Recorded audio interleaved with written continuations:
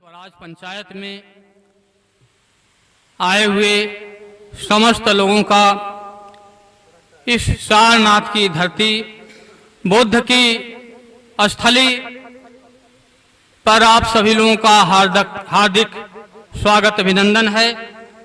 बहुजन स्वराज पंचायत कार्यक्रम की अब शुरुआत होने जा रही है। इस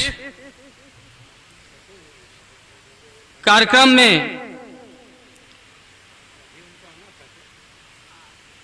स्वागत के लिए मैं चित्रा सहस्त्र बुद्धे जी को आमंत्रित करता हूं कि आप आएं और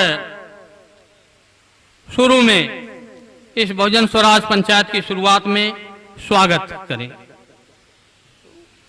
यहाँ से ठीक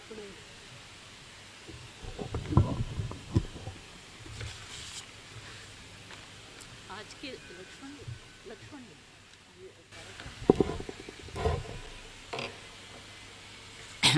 बहुजन स्वराज पंचायत की शुरुआत होने जा रही है।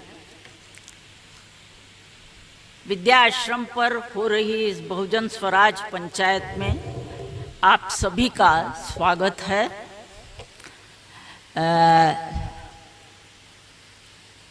इस पंचायत में जगह जगह से लोग आए हैं, कुछ आने वाले हैं, कुछ रास्ते में हैं।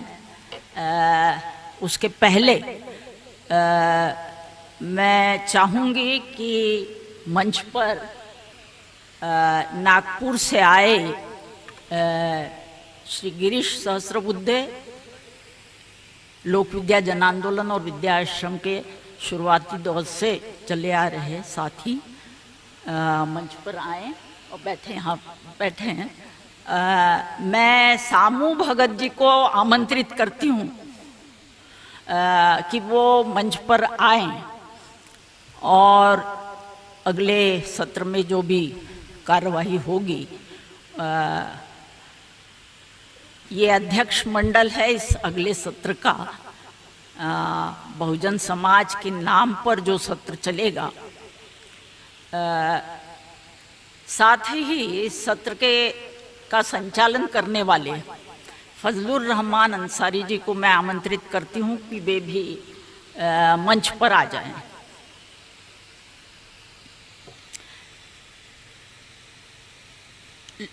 लोरिकायन के और जनैनी के आजमगढ़ से आए श्री केदारनाथ यादव जी भी आए, मंच पर आसीन हों।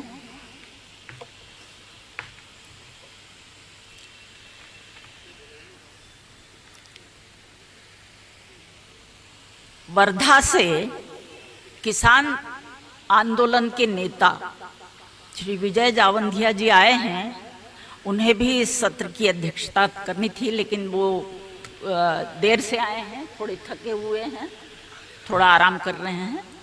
तो हम लोग सत्र शुरू करेंगे। बहुजन समाज स्वराज पंचायत की इस तैयारी में की थोड़ी सी जानकारी मैं यहाँ रखना चाहूँगी। आप सबका स्वागत है।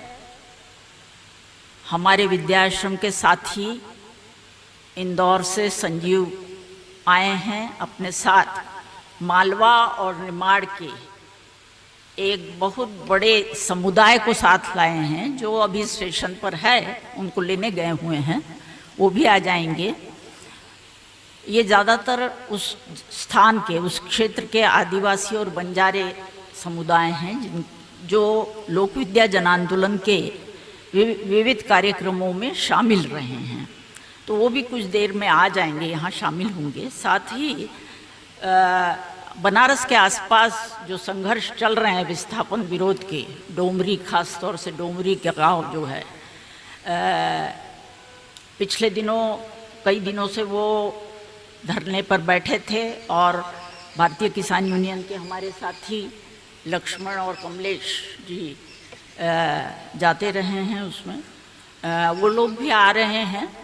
तो जगह जगह से ये कार्यकर्ता आएंगे इस तरह के, जैसे जैसे आएंगे हम लोग उनका स्वागत इसमें करेंगे। फिलहाल विद्याश्रम के जो साथी आए हैं, बेंगलोर से कृष्णन जी आए हैं, उनकी पत्नी राजकुमारी जी आई हैं। बहुत दिनों बाद यहाँ मुलाकात हो रही है परिसर पर। साथ ही सुरेश जी बेंगलोर से आए हैं, ये सब विद्याश्रम के साथी हैं।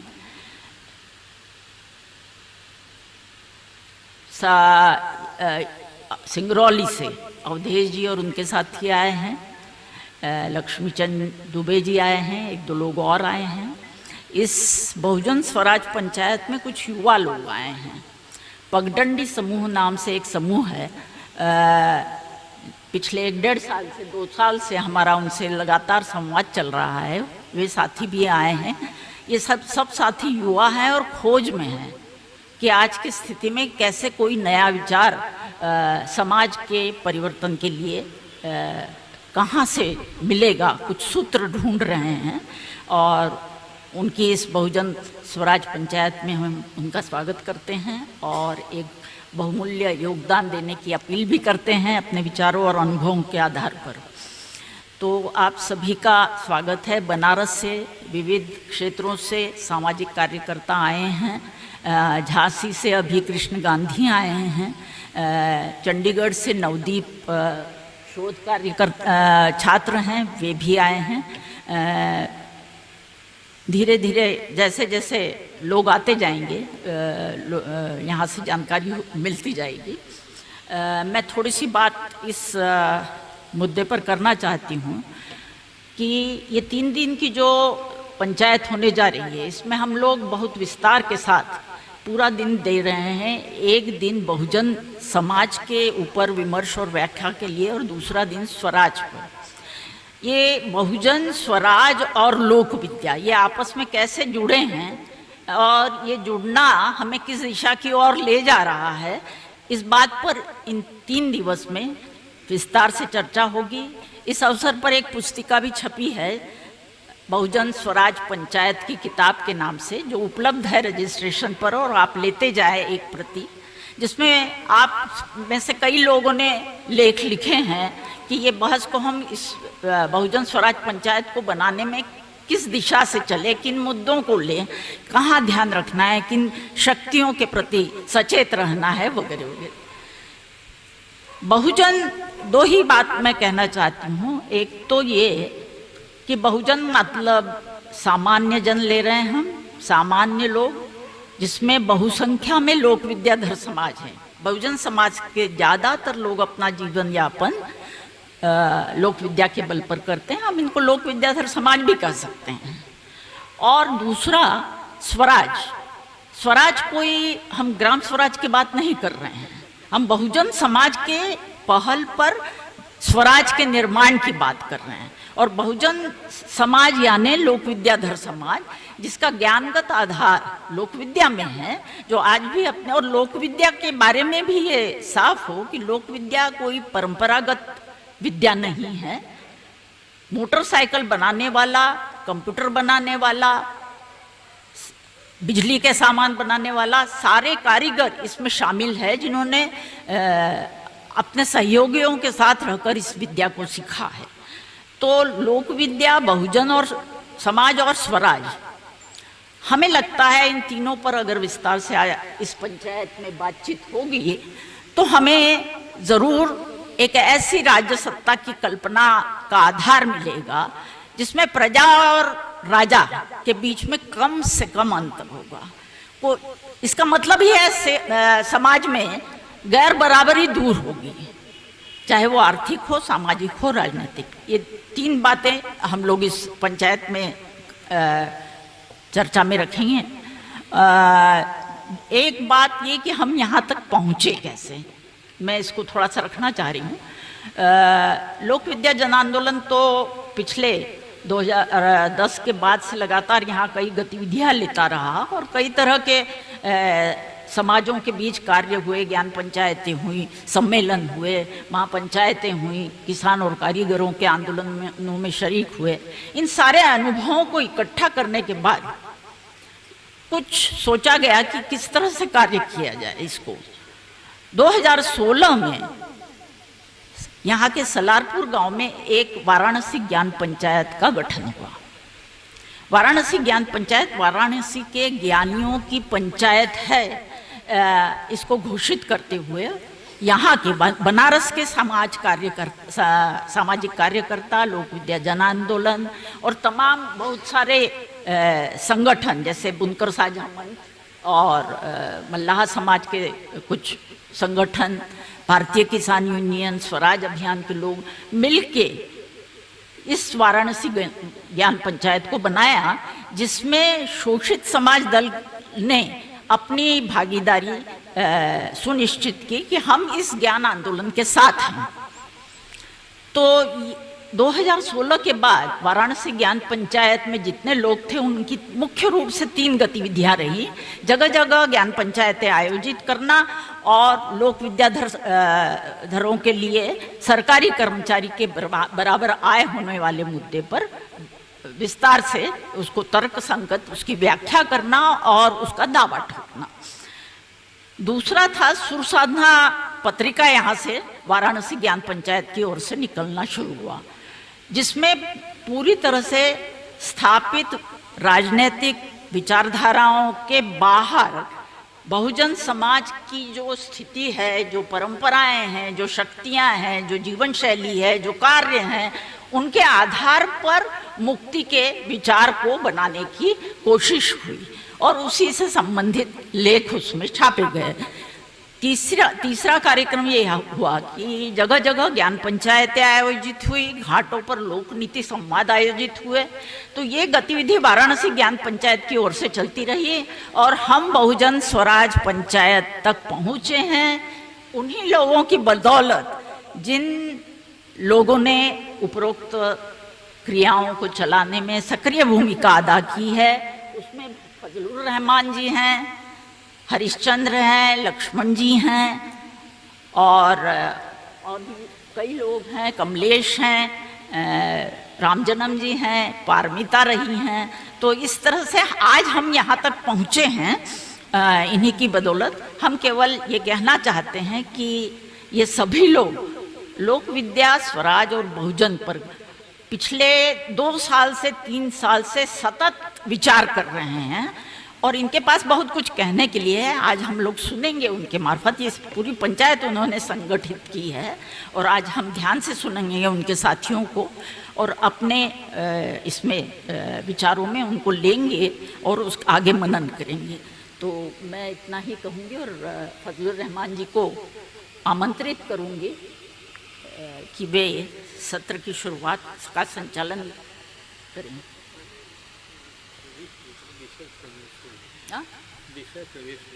अच्छा, हाँ ठीक है, मैं भूल गई। नहीं, मैं भूल गई। देखिए इस उम्र में ये हो रहा है, इसलिए अब ये आखिरी ही प्रयास है। ये सत्र शुरू करने के पहले इस पूरी बहुजन स्वराज पंचायत की एक और महत्वपूर्ण क्रिया चलती रही, वो है ऑनलाइन चर्चा। लोक विद्या समूह के जितने लोग हैं अलग अलग शहरों में, वे कोविड के दौरान से लगभग प्रति बुधवार को, प्रति सप्ताह एक बार ऑनलाइन 1-1.5 घंटे 2 घंटे इन कई अनेक विषयों पर चर्चा करते रहे हैं।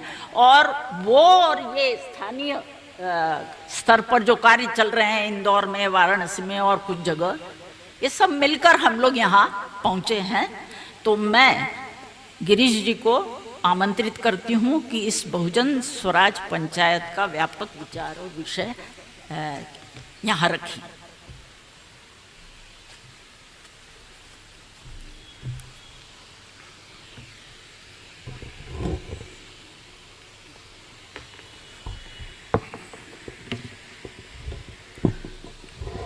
सबको नमस्कार। मैं गिरीश सहस्त्रबुद्धे मैं नागपुर में रहता हूँ और विद्या आश्रम से शुरू से जुड़ा हुआ हूँ। मेरा काम थोड़ा सा है आज के अभी के सत्र में कई चीज़ें चित्रा जी बात कर चुकी हैं उस पर। मैं उसके सिर्फ दूसरे एक इस पर थोड़ा सा बात करना चाहूँगा। वो ये है कि बहुजन समाज की ओर जब हम देखते हैं तो जो चीज़ सीधे सामने आती है वो आज बहुजन समाज के बारे में क्या समझ है, ये सबसे पहले दिखाई देती है। ये स्वराज पंचायत की, बहुजन स्वराज पंचायत की जो पहल है वो इसको कुछ दूसरा सकारात्मक मोड़ देने के लिए सबसे पहले तो ये पहल है। बहुजन स्वराज की पहल की शुरुआत के तौर पर हम इसके तरफ देख सकते हैं। बहुजन समाज एक विशाल समाज है जो सामान्य जीवन का वाहक है। वो एक ज्ञानी समाज है। हम जिसको लोकविद्या समाज कहते आए हैं आज तक, वही समाज है। लेकिन बहुजन ये शब्द उसकी इस लोकविद्या समाज के एक दूसरी बात को पकड़ने वाला शब्द है, जो ये कहता है कि ये सामान्य जीवन जीने वाला समाज है, ये सामान्य जन का समाज है, ये अभिजनों से अलग समाज है, उन लोगों से अलग लोगों का समाज है जो किसी न किसी तरह से बाकी लोगों पर राज करने की व्यवस्थाओं से संबंधित रहे हैं। ये अन्य लोगों का समाज है जो इस व्यवस्थाओं के बाहर रहे हैं। बहुजन समाजों का ज्ञान वह ज्ञान है जो मनुष्य की सर्जन शक्ति से पैदा होता है, सृजन से पैदा होता है, वास्तविक क्रियाओं में पैदा होता है और वहीं बसा रहता है। वो बाहर निकलकर, जैसे पूंजीवादी समाज के अन्य चीज़ों के बारे में हुआ कि वो बाहर जाकर उसी समाज के विरोध में खड़ी हो गई, ये बहुजन समाज के ज्ञान के साथ कभी हुआ नहीं। इसमें संतुलन है, इसमें बिखराव नहीं है। सामान्य जीवन का वाहक होने का मतलब है कि इसमें किसी भी तरह का बिखराव नहीं आया। बिखराव का मतलब यह है कि इस ज्ञान के किसी एक हिस्से को पकड़ के उसको बहुत बड़ा कभी होने नहीं दिया गया। सामान्य जीवन की ये शर्त रही कि ये उस बहुत बड़ा नहीं हो। इसके उलट पिछले 200-400 वर्षों में जो पश्चिम में हुआ है वो इसके उलट हुआ है। हालांकि वहाँ भौतिक जो आयाम है ज्ञान का, उसको पकड़ करके और उसको इतना बढ़ाया गया, उसको इतना बढ़ावा मिला कि वह बहुजन समाज के ज्ञान से अलग हो गया है, उसकी विधा अलग है। हालांकि बहुजन समाज की क्रियाओं में ही उसका भी उगम है, क्योंकि सारे ज्ञान का उगम जो है वो वास्तविक सर्जन की क्रियाओं में है।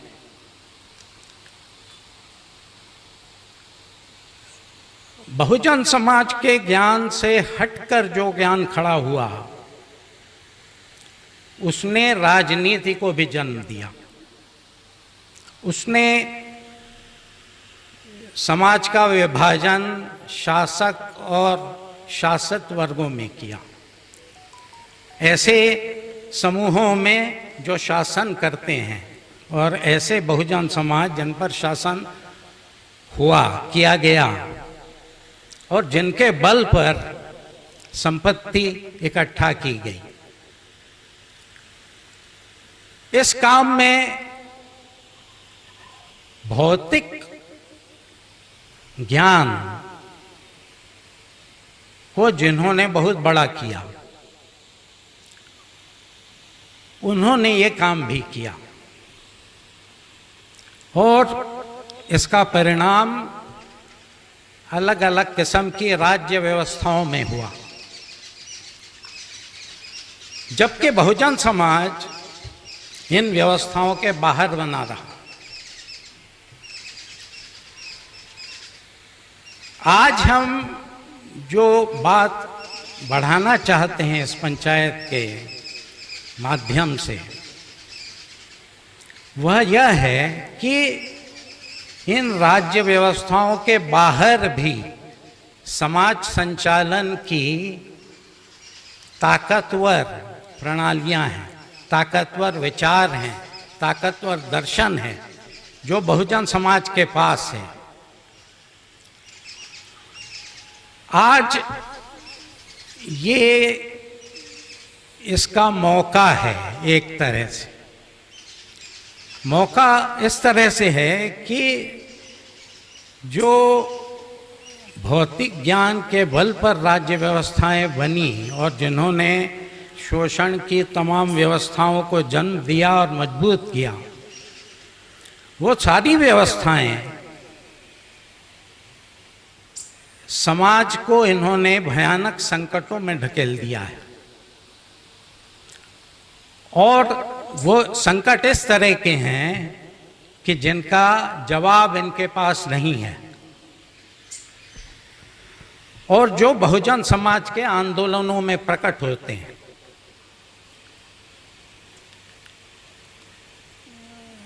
ज्ञान को समाज से हटाकर उसी समाज के विरोध में खड़ा करने का सबसे बड़ा जो परिणाम हुआ है वह पूरी प्रकृति पर हुआ है और जो पर्यावरण संकट के रूप में सबके सामने है, जिसका कोई जवाब नहीं है। जिसका जवाब इतना ही है कि आज की जो जीवन प्रणालियां इन व्यवस्थाओं ने खड़ी की हैं, वो जब तक चलती हैं तब तक यह संकट बना रहेगा। इन जीवन प्रणालियों को बदलने का कोई जरिया इनके पास नहीं है, जबकि बहुजन समाज के पास वो हमेशा से है, हमेशा से रहा है। ऐसी अवस्था में बहुजन समाज के आंदोलन इस बात को इस दृष्टि से देखें जो कि ज्ञान दृष्टि है, ज्ञान दृष्टि से इसको पहचाने। अगर यह पहचान नहीं बना पाते हैं तो बहुजन समाज के आंदोलन भी आज की व्यवस्थाओं को मजबूत करने के आंदोलन बनकर रह जाते हैं। ये तथ्य भी सामने है। परिवर्तन की विचारधाराओं से जो आंदोलन खड़े हुए वो सारे बहुजन समाज के आंदोलन ही थे, लेकिन वो आज की ज्ञान विधाओं पर कोई प्रश्न चिन्ह नहीं लगा पाए और ये उनकी सबसे प्रमुख कमजोरी मानी जानी चाहिए। मैं आपको एक उदाहरण देता हूं छोटा सा, बात को साफ करने के लिए। चीन की कम्युनिस्ट पार्टी में वांग हुमिंग नाम के एक विचारक हैं जो कम्युनिस्ट पार्टी में महत्वपूर्ण स्थान पर हैं वो पानी है क्या?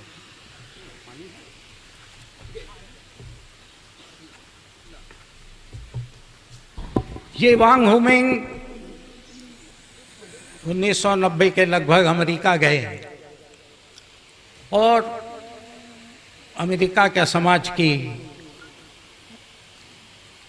का अध्ययन करने गए।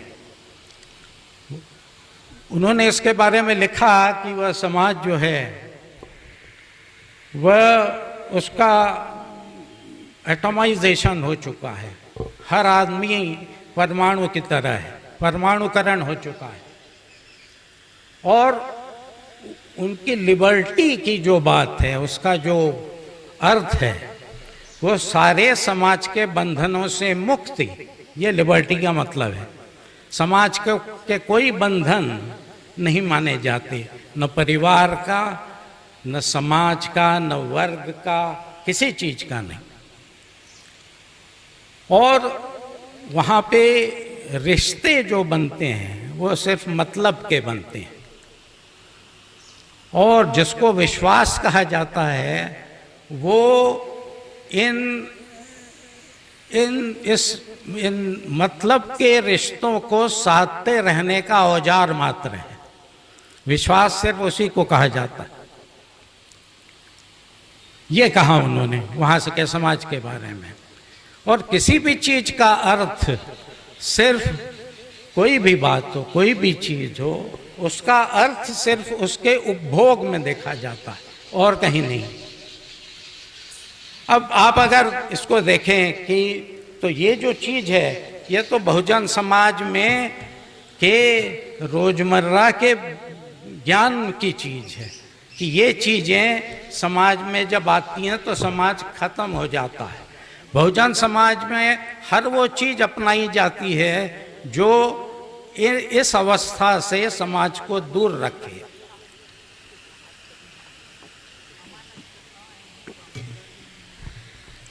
ये बात बताने का मतलब सिर्फ ये था कि उन्होंने वापस जाकर के लिखा कि पूंजीवादी व्यवस्था में यही होता है, ये पूंजीवाद का परिणाम है। हमारा आग्रह है कि यह सिर्फ पूंजीवाद का परिणाम नहीं है, यह पूंजीवाद और आधुनिक साइंस के गठबंधन का परिणाम है, न सिर्फ पूंजीवाद का। और इसी चीज को हम, इसी विचार को आगे ले जाना चाहते हैं, बहुजन विचार, बहुजन समाज की दृष्टि से इसको आगे बढ़ाना चाहते हैं। कम्युनिस्ट पार्टी में ये चीज नहीं कही जा सकती थी क्योंकि कम्युनिस्ट पार्टी उसी ज्ञान को मानती है। चीन का जो आज का सबसे बड़ा नारा है वो कृत्रिम प्रज्ञा में सबसे आगे बढ़ने का दावा है, जो आधुनिक साइंस की चरम सीमा है एक तरह से, जिसमें हर चीज झुटलाई जा सकती है। तो अवस्था आज की ये है कि जितनी राज्य प्रणालियां बनी वो सारी के सारी बहुजन समाज के ज्ञान को उठाकर वहां से ले जाकर उसके एक हिस्से को बढ़ाकर और राज्य व्यवस्था के साथ में मिलकर बहुजन समाज के शोषण के आधार पर बनी। आज आधुनिक राज्य व्यवस्था का इतिहास बहुत पुराना नहीं है, 400 साल, इससे ज़्यादा नहीं। जब ये नेशन स्टेट की बात शुरू हुई, फिर वो डेमोक्रेटिक वैरायटी का हो, लिबरल या डिक्टेटोरियल वैरायटी का, जो भी हो, तानाशाही हो या उदारवादी हो, उस स्टेट का जो ज्ञान आधार रहा वह आधुनिक साइंस रहा। आज कुछ परिवर्तन हो रहे हैं जो हमको अपनी स्वराज की बात कहने में मददगार साबित हो सकते हैं। ये इसलिए हो रहा है कि जिस अमेरिका ने इस ज्ञान के बल पर और इस तरह के राज्य व्यवस्था के बल पर सारी दुनिया पर राज किया, उसकी ताकत लगभग खत्म होती जा रही है, ऐसा सब जगह माना जा रहा है। और एक जिसको मल्टीपोलर दुनिया कहा जा रहा है, मल्टीपोलर वर्ल्ड, बहुध्रुवीय दुनिया, जिसमें अमेरिका का एक केंद्र नहीं होगा सत्ता का, बल्कि कई देशों में सत्ता के केंद्र होंगे, इस तरह की बात सामने आ चुकी है। जब ये होता है तब सत्ता का केंद्र बिखरता है और साथ में वो आपको अपनी बात कहने के मौके देता है। पिछले बार भी हम लोगों ने जब लोक विद्या की बात शुरू की तब मौका इंटरनेट के फैलाव का था, जिसने आधुनिक विज्ञान पर प्रश्न चिन्ह खड़ा कर दिया था। संचार की दुनिया एक नई खड़ी कर दी थी और ज्ञान क्या है और नहीं है, इस पर नई चीजें सामने लाई थी, नए जिसको निकष कहा जाता है मराठी में, ये क्या कहते हैं उसको हिंदी में, निकष, जिस पर यह तय होता है ज्ञान क्या है और नहीं है।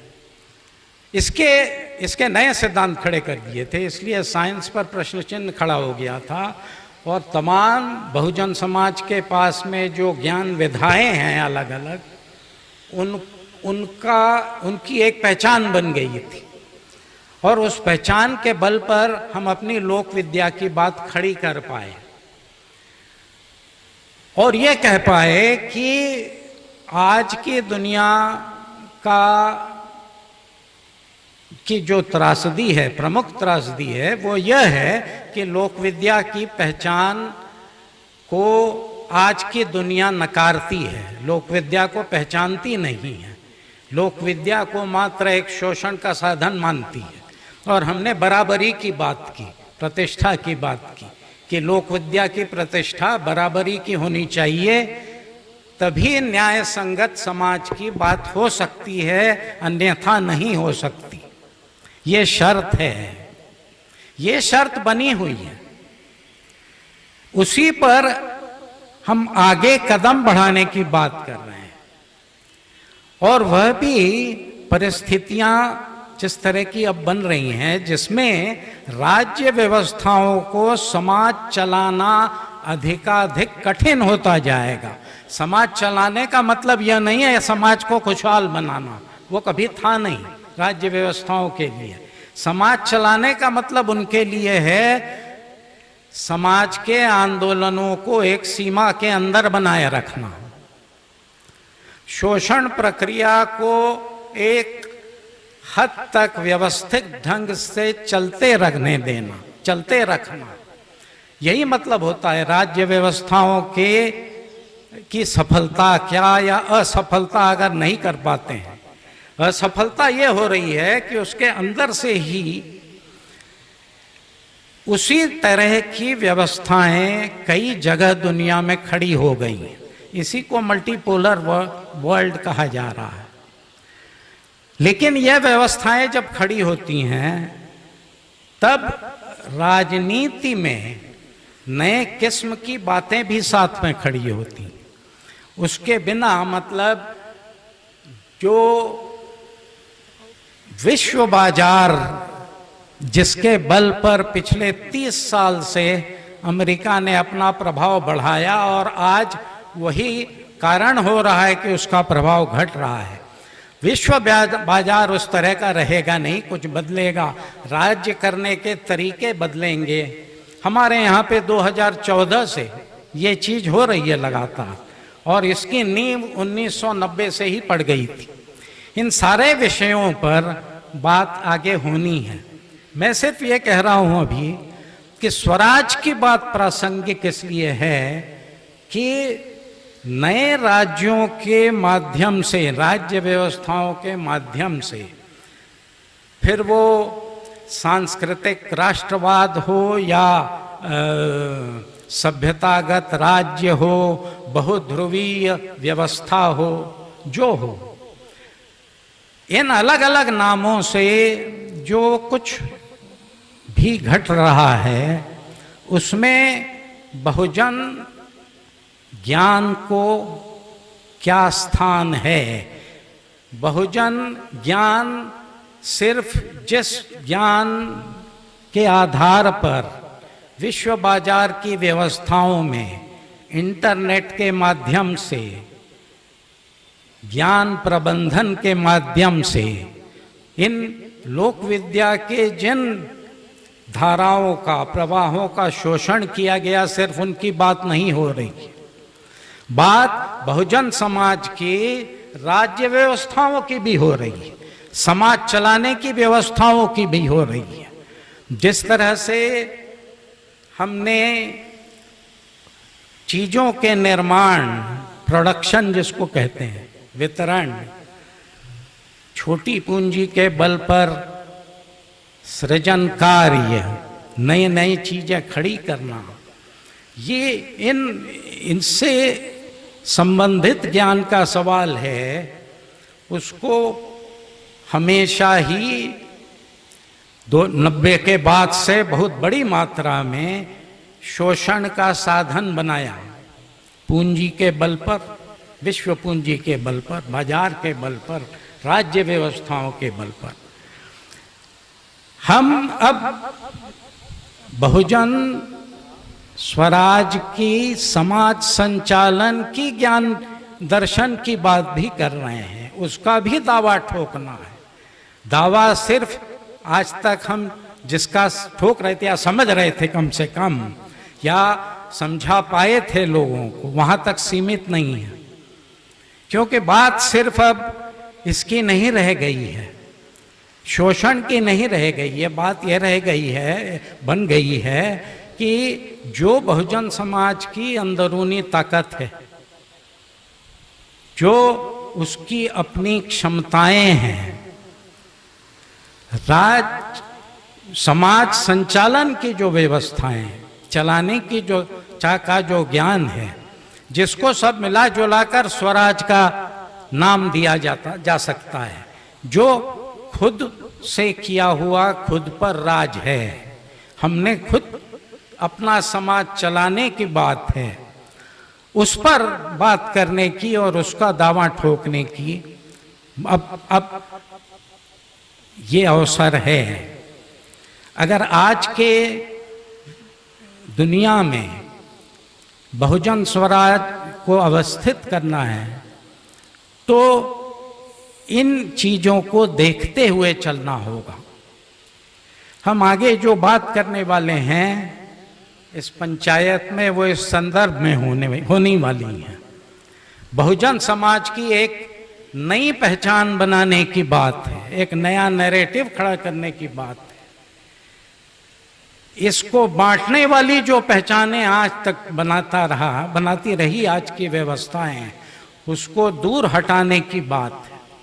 जो हम पहले 2 सत्रों में करेंगे, जो बहुजन के सत्र हैं, जो आज के सत्र हैं, उसके बाद कल के सत्रों में स्वराज पर बात होगी, इसके अलग अलग अर्थों पर बात होगी, बहुजन सभ्यता से इसके रिश्तों पर बात होगी, समाज संचालन से इसके रिश्तों पर बात होगी, लोक विद्या से इसके रिश्तों पर बात होगी, सामान्य समाज के साथ इसके रिश्तों से बात होगी। इन सारे चीजों पर बात होनी है कल के सत्रों में। और इसमें एक नई बात जो अलग से होनी है वो है कला और स्वराज के रिश्तों की। हम अपनी चर्चाओं में इस पर काफी दिनों से बात करते आए हैं। चित्रा जी इस बात को सतत आगे ले जाती रही हैं कि कला की जो विधा है वो लोक विद्या की विधा से अलग नहीं है। सर्जन की सामान्य समाज को की शर्तों के अनुसार सर्जन की विधा, ये कला की विधा है, लोक विद्या की विधा है। तो इस पर एक अलग सत्र होगा जिस पर बात आगे होगी। किताब भी आप देखेंगे तो लगभग, या कहिए कि इन लेखों पर ये सत्र बनाए गए हैं, इनको गढ़ा गया है उसी को देखते हुए।